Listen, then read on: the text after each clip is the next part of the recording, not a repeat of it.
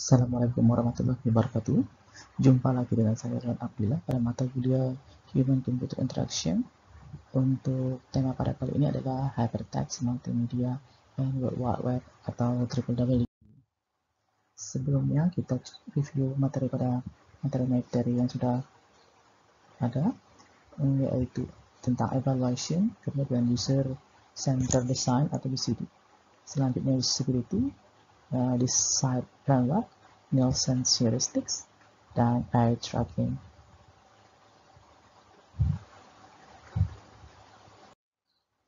Kita masuk ke evaluation overview. Evaluation itu menurut Dix et al. Tahun 2004 adalah pengujian usability and functionality dari suatu sistem. Biasanya dilakukan di laboratorium, di lapangan, atau juga bisa berkolaborasi dengan para pengguna. Yang dievaluasi itu baik rancangan dan implementasinya. Biasanya juga melibatkan semua stage design life cycle. Apa tujuannya? Yaitu untuk menguji extent of system functionality. Kemudian effect of interface on users, serta bisa juga mengidentify specific problems.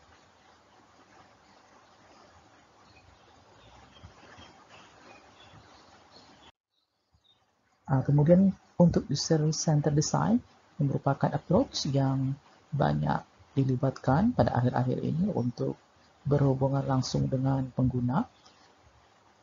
Desain ini terdiri atas 4 fase utama, yaitu identify need atau establish requirement, kemudian fase design, kemudian baru masuk ke build an interactive version. Apabila diperlukan akan ada redesign lagi. Selanjutnya apabila sudah fix baru masuk ke evaluate.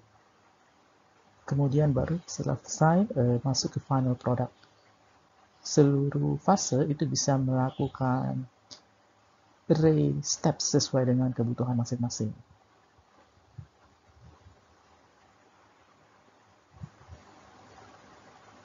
Sifat UCD juga adalah iterative design. Artinya bisa saja suatu fase itu dilakukan lebih dari satu kali. Selanjutnya kita masuk ke usability. Usability itu merujuk ke extent to which a product can be used, ya. Bagaimana suatu produk bisa digunakan oleh user tertentu untuk mencapai tujuan tertentu secara efektif, efisien, dan memuaskan pada konteks user tertentu. Definisi yang mirip juga disampaikan berdasarkan ISO, ya.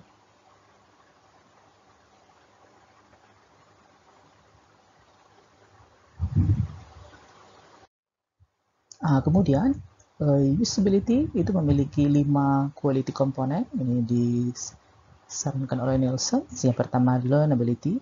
How easy is it for users to complete basic tests the first time they encounter the design, ya. Jadi seberapa mudah memenuhi tugas-tugas pokok, ya, pada saat pertama kali dirancang. Kemudian efficiency. Once users have learned the design, how quickly can they perform the task, ya. Seberapa efisien nanti user itu mengerjakan tugasnya. Yang ketiga, memorability. When users return to design at a period of not using it, how easily they can re-establish proficiency. Jadi bagaimana mudah diingat. Yang keempat, errors. How many errors do users make? How severe are these errors? And how easily can they recover from the error? Bagaimana tingkat kesalahannya? Dan yang kelima adalah satisfaction atau memuaskan, ya. How pleasant is it to use the design?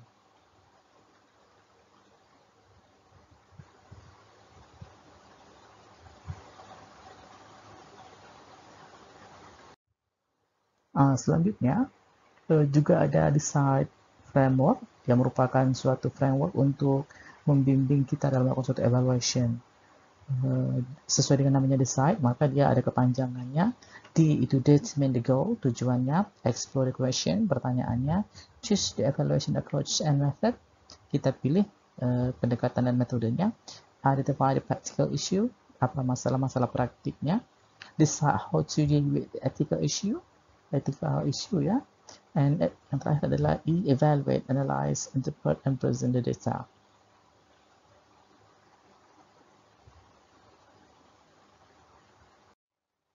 Sedangkan dosen periodic sendiri itu tidak ada 10. Ini ada daftarnya ya. Nah, tren terkini juga melibatkan eye tracking. Yang diukur adalah fixation, segage, scan path.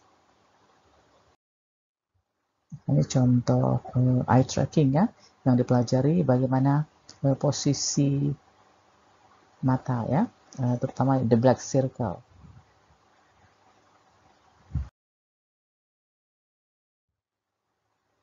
Tujuan pada pertemuan kali ini adalah memahami aspek-aspek yang terkait dengan hypertext, multimedia, dan World Wide Web. Agendanya kita bagi menjadi 5, introduction, hypertext, multimedia, World Wide Web, dan assignment. Kita balik lagi ke tahun 1945 ya. Jadi Vannevar Bush tahun 1945 sudah menulis suatu artikel ya pada Atlantic Monthly. Dia menulis terkait Photoelectrical Mechanical Device. Dia sebut dengan MEMEX atau kependekan dari Memory Extension. Apa yang unik, pada tahun 1945 dia sudah menciptakan suatu alat yang follow links between document. Jadi link itu sudah diperkenalkan oleh si Vannevar ini pada tahun 45. Dan dia bilang consider a future device. Dia sudah meramalkan ya, in which an individual store all his book record and communication, and which is magnetic to that is maybe consulted with excellent speed and effectivity. Jadi dia sudah meramalkan kondisi saat ini di mana orang-orang itu akan menyimpan baik buku-buku, rekam-rekamannya, termasuk komunikasinya itu nanti pada mekanisme tertentu ya, dengan tingkat kecepatan dan flexibility yang bagus sekali seperti ini. Kalau dibayangkan antar dokumen itu sudah ada linknya ya, kira-kira seperti itu.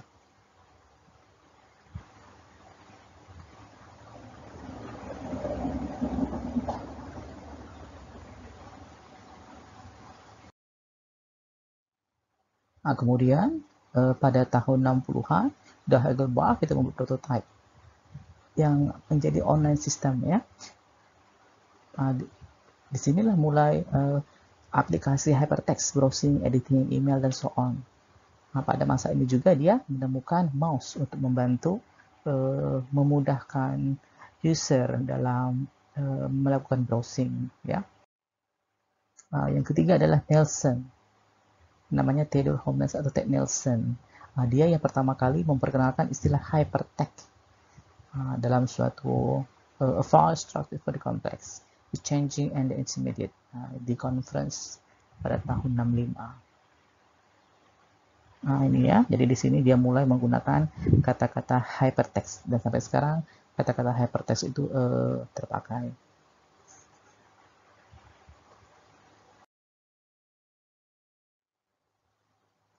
Apa sih hypertext? Kita mulai dulu dengan hyper ya. Hyper itu artinya rich content. Jadi kontennya kaya ya, tidak hanya teks biasa, tidak hanya plain text, tetapi dia juga bisa melibatkan, katanya ada grafik ya, audio, video, computation, dan interaction. Seperti itu. Jadi yang namanya rich content itu ada di bagian atau 5 aspek ini ya. Biasanya kalau teks itu dia ada linear progression. Orang kalau membaca rata-rata dari page 1, page 2, page 3, page 4. Ya, seperti kita membaca buku. Kalau hypertext, is text which is not contained to be linear. Jadi, walaupun narasinya banyak, tetapi hypertext itu tidak cenderung kita baca secara linear. Jadi bisa saja pada saat kita membaca baris kedua, apabila ada link, kita bisa menuju ke link ini tanpa harus menyelesaikan seluruhnya. Kira-kira seperti itu ya.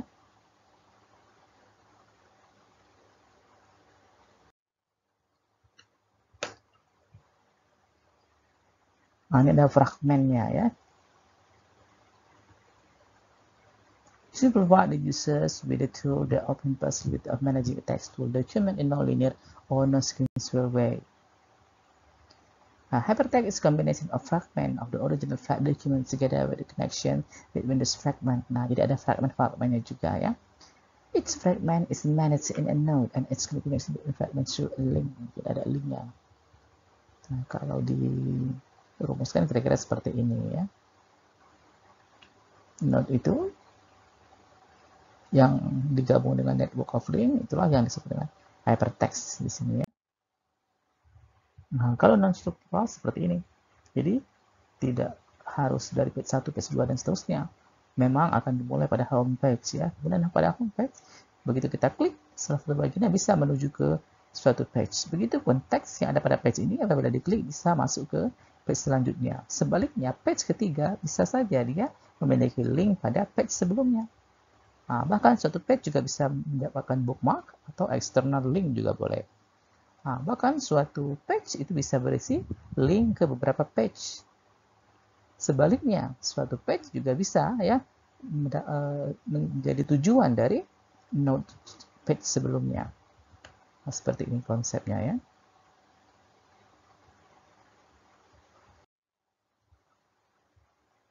Nah, ini ilustrasinya teks hypertext. Kalau normal text cenderung linear seperti buku ya, per page, kemudian dari atas ke bawah. Kalau hypertext, perhatikan. Nah, dia lebih fleksibel. Nah, sekarang baru masuk ke hypermedia. Hypermedia is a term used for hypertext, which is not contained to be text. It can include graphic, video, sounds, contohnya ya.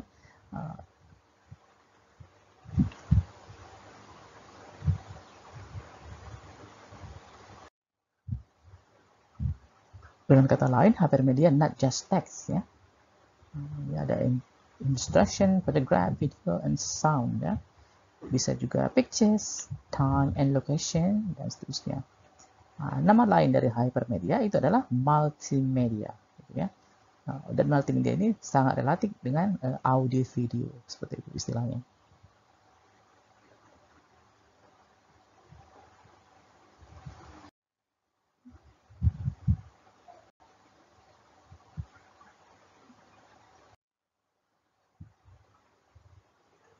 Nah, ini perhatikannya, hypermedia. Jadi ada grafik, ada teks, ada sound, ada video. Teksnya dari hypertext tadi ya, dan seterusnya. Nah, hypermedia katanya World Wide Web is the best example of hypermedia application. Jadi World Wide Web itu adalah contoh dari aplikasi hypermedia. Jadi sewaktu kita terhubung pada jaringan dunia web ya, World Web itu, World Wide Web, maka tidak hanya teks saja yang terhubung, termasuk link-link yang merujuk ke audio, video, gambar, dan seterusnya tadi. www sendiri sebenarnya foto project ya, yang menggunakan konsep hypertext. Nah, kira-kira seperti ini konsepnya. Web itu sendiri ditemukan oleh Sir Tim Berners-Lee ya pada tahun 89. Dia membuat suatu web berdasarkan dokumen ya, informasi manajemen, proposalnya seperti itu.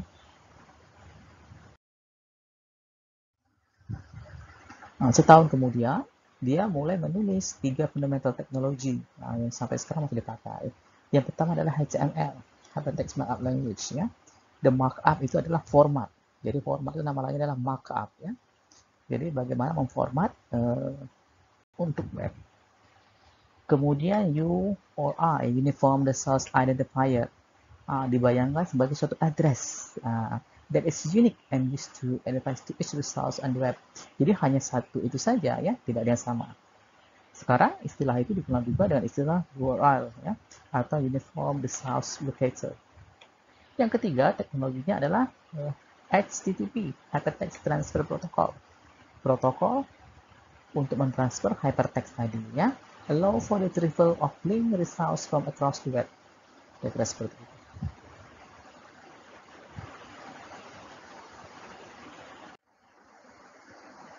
Nah, bagaimana cara web bekerja?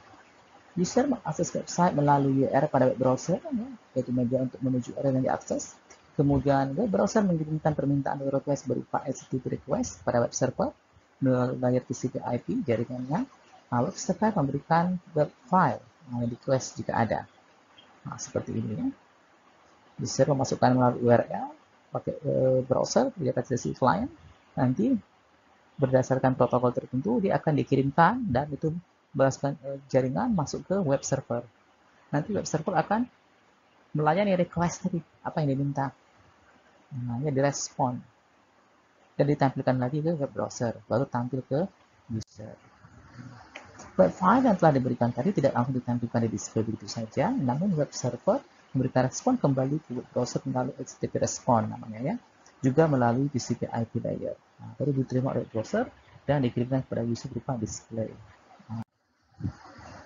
Oke, jadi kesimpulannya adalah hypertext, multimedia, and www sekarang ini sudah menjadi standar, terutama di web-based interaction ya. Walaupun pada aplikasi mobile juga masih berlaku ya hypertext, multimedia, dan www ini. Isinya antara lain adalah grafik, audio, suara, video, ya, computation, perhitungan dan rumus. Dan yang terpenting sekarang adalah zaman interaction. Ya. Nah, jadi navigasi itu juga sangat penting pada tren saat ini.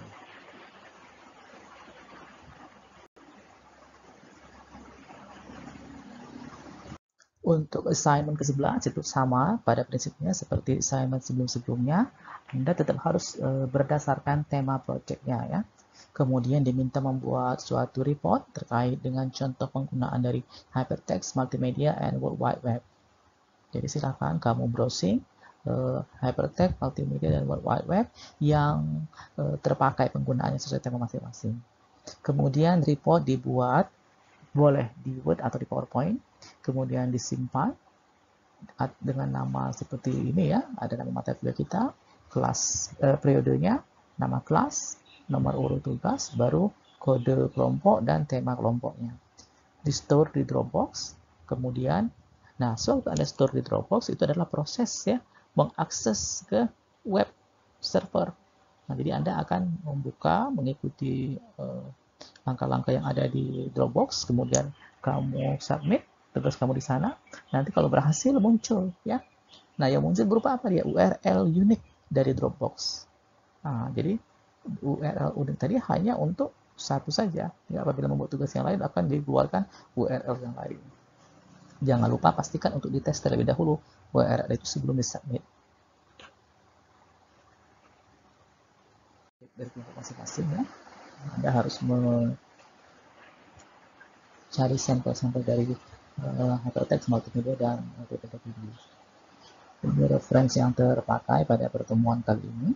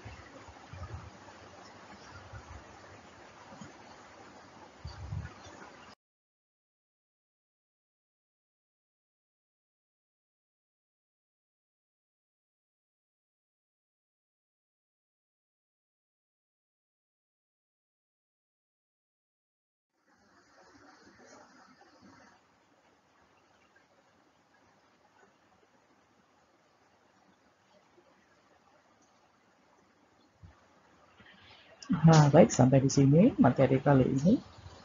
Semoga dapat dipahami apa yang dimaksud dengan hypertext multimedia www, dan juga masing-masing kelompok dapat mencari example dari hypertext multimedia dan teknologi sesuai dengan tema kelompoknya masing-masing.